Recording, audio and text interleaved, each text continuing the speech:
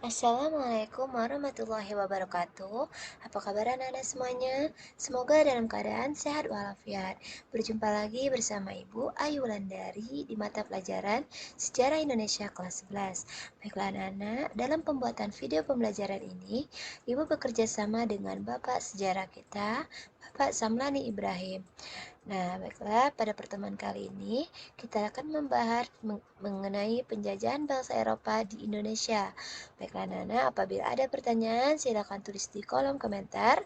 Jangan lupa beri nama dan kelas. Serta jangan lupa juga video pembelajaran kita di like, komen, dan di subscribe ya. Serta di share sebanyak-banyaknya, biar video pembelajaran kita bisa lebih berkembang dan bermanfaat. Baiklah anak-anak, tetap semangat. Sampai berjumpa lagi pada materi-materi berikutnya. Wassalamualaikum warahmatullahi wabarakatuh.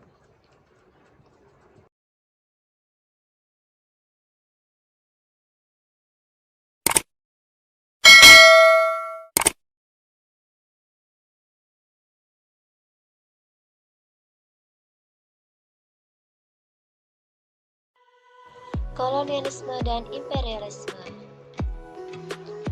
Nah, kita harus tahu dulu ya anak-anak, apa itu arti kolonialisme dan imperialisme. Kolonialisme adalah suatu sistem ketika suatu negara menguasai rakyat dan sumber daya negara lain.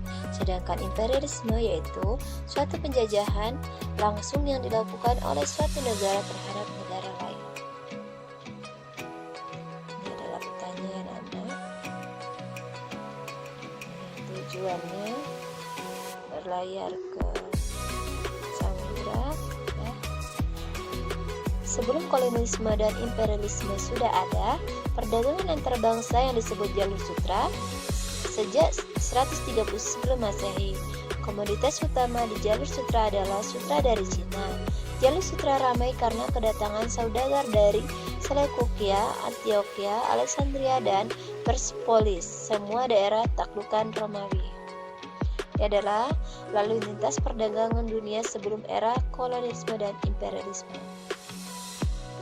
Ini jalur sutra ya, pertanyaan anak. Komoditas di jalur sutra diantaranya sutra, emas, batu, giok, teh, dan rempah-rempah. Hanya barang-barang mewah yang dijual di jalur sutra. Akibat perdagangan di jalur sutra, kota-kota di jalur sutra sudah menjadi ramai. Terjadi pertukaran kebudayaan, serta jalur sutra rawan akan penyamun atau perampok, sehingga kafilah memilih jalur laut untuk melakukan perdagangan dengan Cina.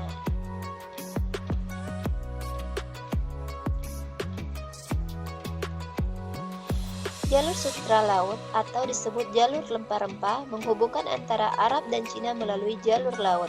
Jalur sutra mulai dilewati sejak antara abad ke-1 hingga 6 Masehi. Rute jalur sutra diantaranya Cina, Asia Tenggara, Samudra Hindia, dan Laut Merah.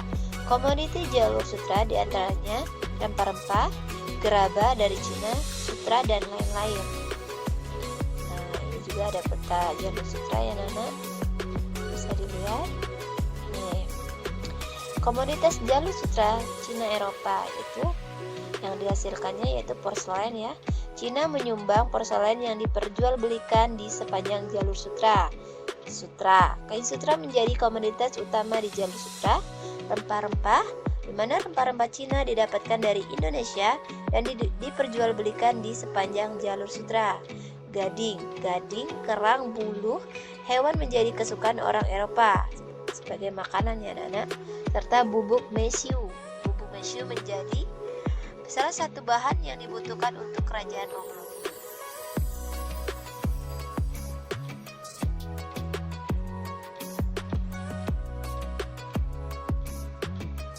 Masuknya bangsa Eropa ke Indonesia yaitu dengan runtuhnya Konstantinopel pada tahun 1453. Kota Konstantinopel dikuasai Turki Utsmani. Dengan dikuasainya Konstantinopel, Turki menerapkan penutupan jalur perdagangan yang berakibat semakin luasnya bangsa Eropa dalam mendapatkan barang-barang komoditas jalur sutra mengalami kelangkaan. Masuknya bangsa Barat ke jalur perdagangan. Dengan jatuhnya Konstantinopel pada tahun 1453 Masehi, oleh Turki Utsmani membuat akses bangsa Eropa mendapatkan rempah-rempah lebih murah tertutup. Pada abad ke-15, bangsa barat yang dipelopori Portugis dan Spanyol mampu membuat kapal-kapal berteknologi canggih guna mengarungi samudra. Nah, tujuan awal bangsa Eropa datang ke Nusantara pada awalnya adalah untuk berdagang.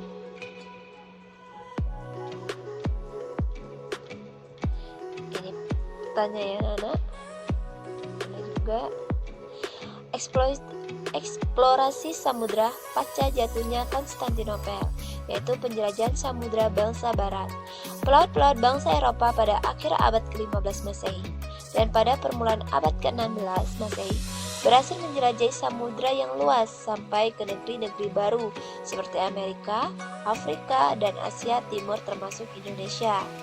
Faktor pendorong yang seperti ibu katakan tadi ya, faktor pendorong bangsa Eropa mengadakan penjelajahan samudra yaitu dengan jatuhnya Konstantinopel ya kan anak, serta kisah perjalanan Marco Polo ke dunia timur, yaitu perjalanan kembalinya Marco Polo dari negeri Cina melalui pelayaran, penemuan Kopernikus yang didukung oleh Galileo yang menyatakan bumi ini bulat, penemuan kompas yaitu petunjuk arah mata angin, serta semangat Reconquista yaitu semangat pembalasan terhadap kekuasaan Islam dimanapun yang dijumpainya.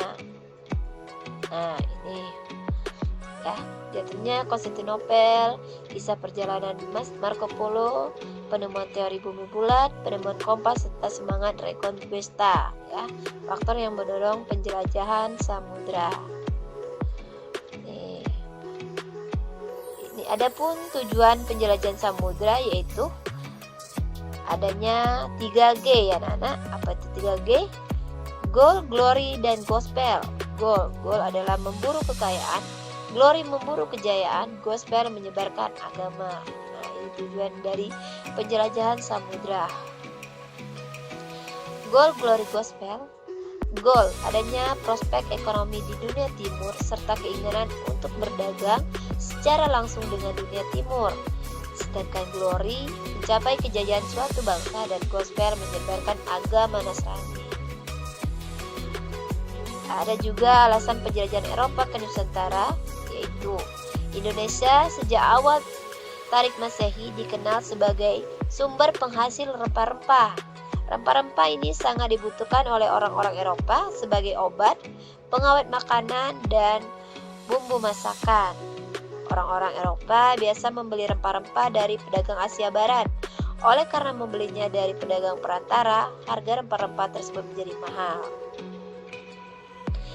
Ada juga alasan rempah-rempah di balik kolonialisme bangsa Barat.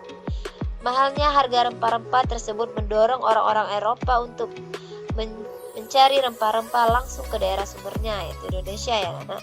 Pada awalnya kedatangan bangsa Eropa hanya ingin mendapatkan rempah-rempah langsung dari daerah sumber rempah-rempah.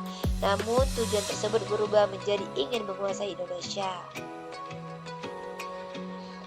Tujuan bangsa Barat menguasai Indonesia yaitu yang pertama, agar dapat menguasai perdagangan rempah-rempah langsung dari daerah sumbernya.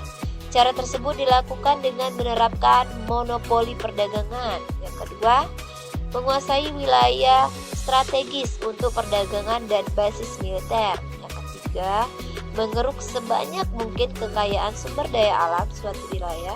Dan yang keempat, ikut campur tangan dalam urusan politik suatu wilayah. Nah, ini dia seperti Bu katakan tadi ya. Tujuan bangsa Eropa menguasai bangsa Indonesia yaitu mencari rempah-rempah, di mana wilayah Indonesia adalah wilayah yang strategis. Kekayaan Indonesia sangat banyak, pertama kekayaan sumber daya alamnya, serta politik Indonesia.